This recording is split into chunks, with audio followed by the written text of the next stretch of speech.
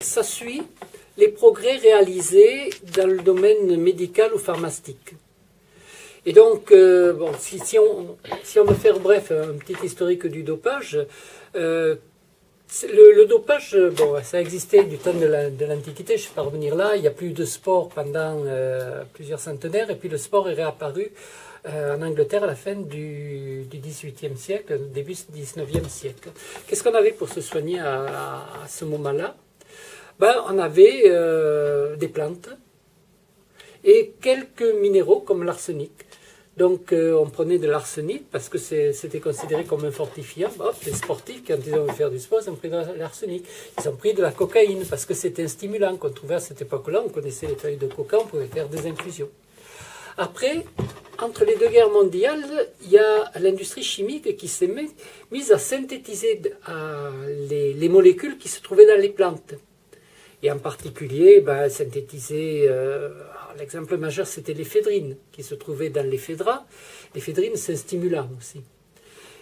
Et à ce moment-là, on a créé des médicaments synthétiques et à partir de l'éphédrine, on a fait toutes les amphétamines. Donc des stimulants, mais de synthèse. Un petit peu plus tard, dans les années 50, on a su synthétiser de la testostérone. La testostérone, donc, c'est ce qu'on appelle l'hormone mâle, mais c'est ce dont vous avez besoin pour la croissance musculaire. C'est l'hormone qui sert à la croissance musculaire.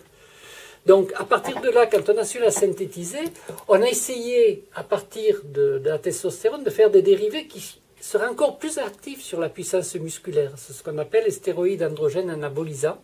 Après, est arrivé, donc ça, c'est les...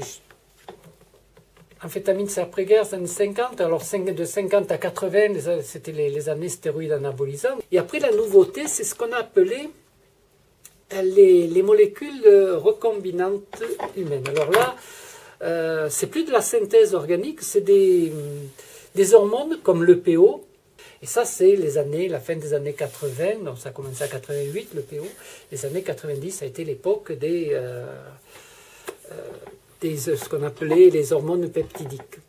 On peut penser que la prochaine étape, grande étape dans la médecine, ce sera la thérapie génique, c'est-à-dire la possibilité de remplacer des gènes ou de faire produire plus de protéines en stimulant un gène particulier, et que ça puisse être utilisé dans le sport pour faire produire plus de PO à votre organisme et des tas d'autres choses.